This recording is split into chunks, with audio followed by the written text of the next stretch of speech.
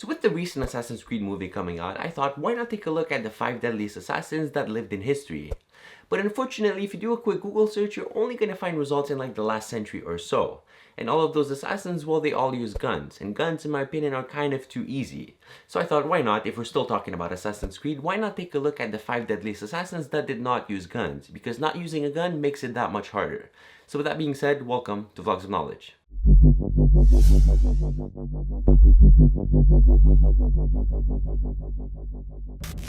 Our first assassin was a man by the name of John Felton, who lived in England in the 17th century. The victim was the first Duke of Buckingham. Now the Duke, he wasn't a good leader. He was known for corruption, so much so that the Parliament was trying to get legal action against him to remove him from power. But they couldn't really do anything because he was under the protection of the King, Charles I. The assassin, John Felton, well, he wasn't really happy with that. I mean, he wasn't happy with the fact that the Duke was getting away with all this corruption, so he kind of took it upon himself as a personal mission to assassinate the Duke. He packed his bags, said goodbye to his family, and then he traveled to Portsmouth. He found the Duke surrounded by a large crowd of people, possibly because the Duke was giving a speech of some kind. So he made his way through the crowd and he assassinated the Duke in front of everybody. He then tried to escape, but because of the chaos, I mean everybody was running everywhere, he couldn't really escape. So instead of escaping, he thought the next best option would be to just publicly announce that he was the one who killed the Duke. He thought that he might get praise and recognition because he killed the Duke that was known for corruption. Instead, he got arrested and executed shortly after. It's kind of a bummer. Our next assassin is Walter Trill. He also lived in England, but don't worry, they're not all gonna be from England. He killed another king, King William II. But to this day, it is still unknown if this was an actual assassination or just a pure accident. But looking at the evidence kind of points us towards an assassination, as you're gonna see. So in August of the year 1100, King William II, he organized a hunting trip in a place called the New Forest. And it wasn't too long before him and the assassin Walter were separated from the rest of the group. Now even though they were separated, they still kept hunting. I mean, this was a hunting trip. So Walter, he saw an animal, he took his bow and arrow and he shot the animal, but he missed. That arrow then went straight for the king's heart, killing him on the spot. Walter, in a panic, he fled to France and he kind of disappeared, so records say. So now the obvious question presents itself. Was this an assassination or was it just a pure accident? Well, if you look more in the details, Walter was a renowned bowman with an incredible accuracy. It was very unlikely that he would have missed such a good shot.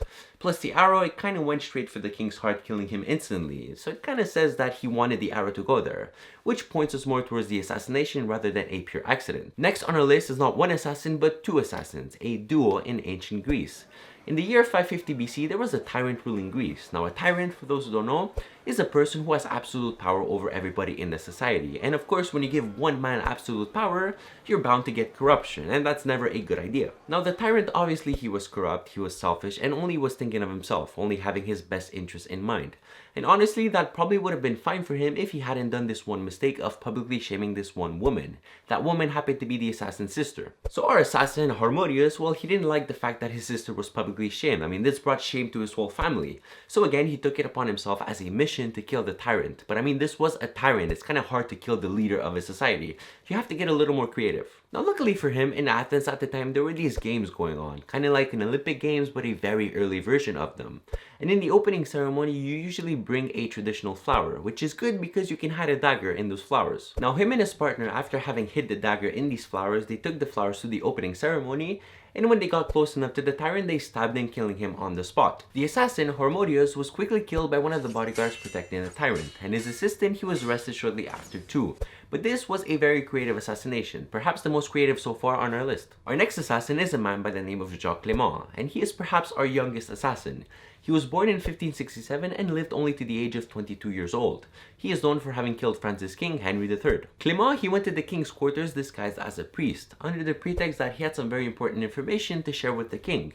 He also emphasized the fact that this information was confidential, which made the king send his servants out of the room. Clément got close to the king as to whisper something in his ear, but instead he pulled a dagger out of his sleeve and stabbed the king to his death. Now of course this made a lot of noise, and that noise, the servants, they heard it, they opened the door and they saw what happened. After seeing what happened, they killed Clément on the spot, making him the youngest assassin to be on our list. And finally, our last assassin. Now this one, he's a bit special. He is responsible for the assassination, perhaps one of the most famous ones in ancient history, of Julius Caesar, the ruler of the Roman Republic. The Roman Republic was a bit different than the Roman Empire. In the Empire version, you have one emperor who has a lot of the power, but in the Republic, it functioned a lot more like a democracy, which was a problem because Julius Caesar wanted too much power. And most of the power in the Roman Republic was shared by the leader, the Senate, and the rich, and Julius Caesar, he was kind of taking away their power.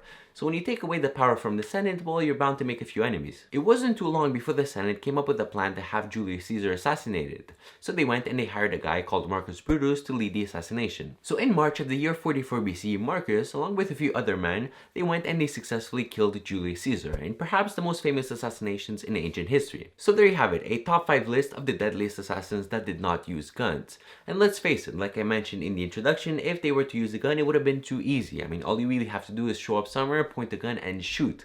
But if you can't use a gun because, let's say, guns haven't been invented yet, then it makes it a little harder and you have to be a little more creative. And keeping with the theme of Assassin's Creed, well, a lot of the assassins in the series did not use guns. I mean, they had to use other ways that were more creative, and I find that's a lot better. So that being said, thanks for watching and I'll see you next week. Alright, that was it for this week's episode of Vlogs of Knowledge. I really do hope that you've enjoyed it and that maybe you've learned something. If you did, please leave a like, share it to a friend, and subscribe to be notified when the next episode comes out.